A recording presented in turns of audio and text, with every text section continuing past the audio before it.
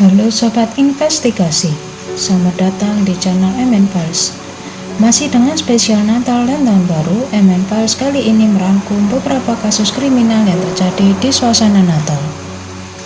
Pembunuhan pada istri dan anak.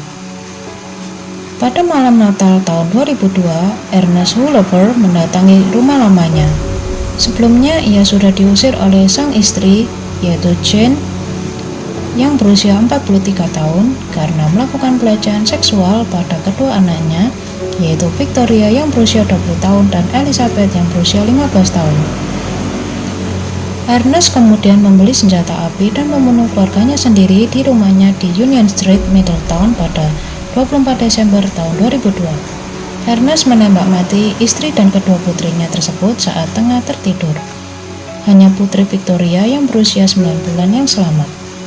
Motif di balik pembunuhan berencana tersebut adalah Ernest ingin mencegah putrinya bersaksi bahwa ia telah memperkosa mereka. Saudara laki-laki Ernest yang bernama Scott Wollover bertugas mengantar Ernest ke rumah sang istri. Karena perbuatannya tersebut, Ernest dihukum penjara dengan dakwaan pelecehan seksual dan pembunuhan berencana. Dan pada tahun 2004, Ernest dijatuhi hukuman mati. Sedangkan Scott dijatuhi hukuman penjara antara 12 hingga 25 tahun atas 3 tuduhan pembunuhan tingkat 3. Pembunuhan dengan kostum Sinterklaas. Pertama, Bruce Jeffrey Pardo. Pada tahun 2008, seorang pria bernama Bruce Jeffrey Pardo datang ke rumah mantan istrinya yang bernama Sylvia Ortega di Covina, Los Angeles sambil mengenakan kostum Sinterklaas.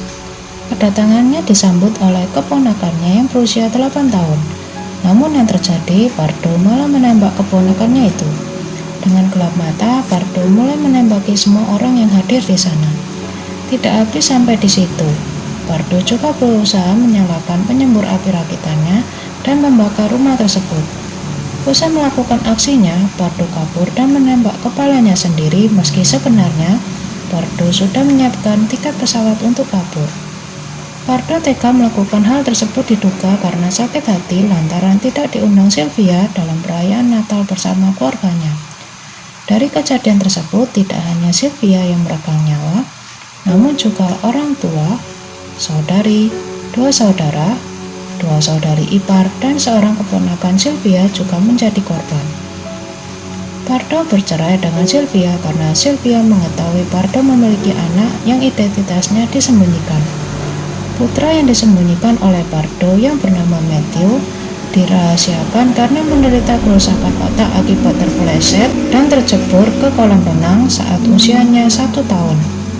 Hal ini membuat Pardo mengeluarkan dana sebesar 340.000 US dollar yang kemudian masuk menjadi tanggungan pajak selama bertahun-tahun, sehingga memicu kemarahan Sylvia dan berujung pada perceraian.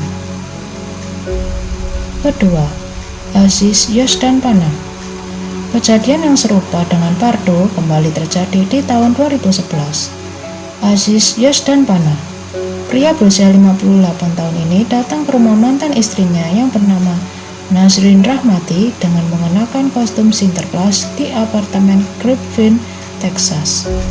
Di rumah itu, Aziz menghabisi nyawa mantan istri dan 2 anaknya, yaitu Nona yang berusia 19 tahun dan Ali yang berusia 14 tahun, termasuk saudara-saudara iparnya yaitu Husin Zare dan Zohri Rahmati, serta keponakannya yaitu Sahra Zare. Usai mereka membuka kado. Usai melakukan penembakan pada ke-6 korban tersebut, Aziz kemudian menelepon 911 dan mengakhiri hidupnya dengan menembak dirinya sendiri. Juru bicara kepolisian Griffin yaitu Robert Eberling mengungkapkan motif penembakan diduga karena pelaku stres akibat menganggur dan bercerai dengan istrinya sejak Maret 2011. Sang istri memutuskan pindah ke Fort Worth dengan membawa kedua anak mereka. Pembunuhan pada teman sendiri. Patty Michelle White adalah seorang wanita berusia 40 tahun yang tunawisma. Semenjak dirinya tidak memiliki tempat tinggal, temannya yang bernama Michelle O'Dowd berusia 67 tahun memberikan tempat untuk White bisa tinggal. Sayangnya di malam Natal, White malah menghabisi nyawa Odo di rumahnya di Jacksonville, Florida. Jasad Odo ditemukan oleh saudara kembarnya keesokan paginya pada jam 9:10 pagi di atas ranjang bersama dengan beberapa kado Natal yang menutupi tubuhnya. White menghabisi nyawa Odo dengan mencekik dan memukulinya hingga tewas. Tak hanya itu, White juga mengambil harta Odo, yaitu dengan menarik uang tunai di 2 ATM dekat TKP dari kartu debit milik Odo. Polisi berhasil menangkap White sehari setelah penemuan jasad Odo. Karena perbuatannya tersebut, White dijatuhi hukuman penjara selama 45 tahun. Kasus mutilasi pada kekasih sang bibi. Alexis Valdez, pemuda berusia 21 tahun ini tinggal bersama bibi dan kekasih bibinya yang bernama Silvestre Diaz Hernandez di North Gilder Avenue. Di suatu malam, Valdez tiba-tiba saja kesal. Ia kemudian memukul kepala Diaz dengan palu usai keduanya pulang berbelanja bir, dan kemudian jasad Diaz dimutilasi oleh Valdez menggunakan pisau daging. Sang bibi saat itu tengah menghadiri sebuah pesta. Valdez berencana memberikan kepala Diaz sebagai hadiah Natal untuk bibinya. Karena mulai kelelahan saat memutilasi jasad Diaz, Valdez kemudian menelepon ke 99 melaporkan adanya jenazah. Polisi datang dan menemukan Valdez bersimbah darah dan mengakui akan perbuatan kejinya itu, termasuk pengakuannya tentang berencana membunuh bibinya usai menghabisi nyawa Diaz. Putri korban yang bernama Selena Diaz tak pernah menyangka orang sebaik ayahnya akan berakhir mengenaskan. Selena mengenal ayahnya sebagai sosok yang rela melakukan apapun untuk dirinya dan saudaranya usai kepergian sang ibu. Motif pembunuhan tersebut diduga lantaran Valdez marah karena sang bibi dan Diaz memintanya untuk pindah lantaran Valdez berhenti bekerja. Karena perbuatannya itu, Valdez dijatuhi hukuman penjara selama 33 tahun. Pembunuhan pada ibu kandung. Pertama, William Brandon Edeloyd. Entah apa yang ada dalam pikiran remaja satu ini. William Brandon Edeloyd, seorang remaja berusia 17 tahun yang merupakan bintang bisbol sekolah, tega menghabisi nyawa ibunya bernama Sharon Edeloyd, berprofesi sebagai guru di sekolah menengah daerah Gulf Breeze, dengan menggunakan tongkat bisbol dan pisau di malam Natal. Tak hanya itu, Brandon sempat memaksa sang ibu untuk menelan pisaunya hingga pisau tersebut mencuat dari rongga matanya. Brandon tega melakukan hal tersebut lantaran marah akan kedua orang tuanya yang memutuskan bercerai, dan Brandon sendiri diduga menggunakan obat-obatan terlarang. Brandon berhasil ditangkap usai kabur dari TKP dan bersembunyi di rumah lamanya yang berlokasi tak jauh dari TKP. Yang membuat semakin mengejutkan saat polisi menginterogasi Brandon, ia hanya tersenyum tenang tanpa emosi dan mengakui semua perbuatan kejinya itu. Kedua, William Foster. Seorang pria bernama William Foster berusia 25 tahun dengan tega mengekam ibunya bernama Claudia berusia 62 tahun di kepala dan memukulnya dengan tongkat baseball di rumah mereka di Woodsport, California pada malam tanggal 25 Desember 2018. Polisi mengungkapkan bahwa setelah kejadian, Foster muncul di rumah salah satu kerabatnya dalam kondisi pakaian yang berlumuran darah sambil berkata bahwa ia baru saja membunuh iblis.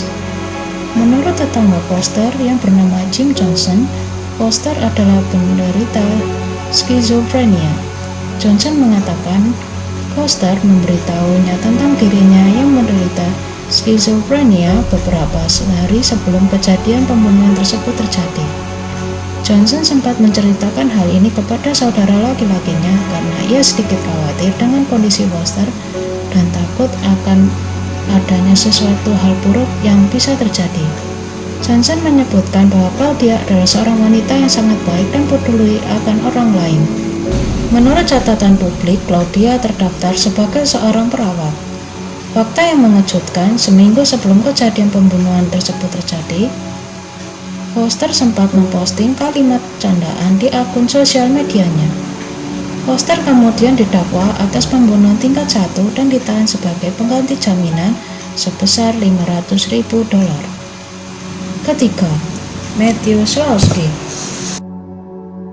Seorang pria berusia 39 tahun asal Gilroy, Santa Clara County, Amerika, bernama Matthew Solowski pada tanggal 29 Desember tahun 2016 ditahan karena diduga memukuli ibunya hingga tewas dengan menggunakan tongkat baseball, di mana pemukulan tersebut terjadi pada tanggal 25 Desember tahun 2016.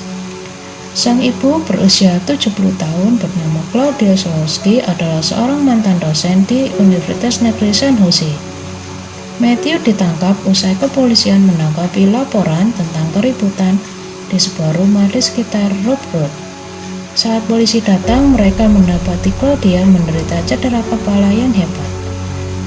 Ia dilarikan ke rumah sakit, namun beberapa jam kemudian Claudia meninggal dunia.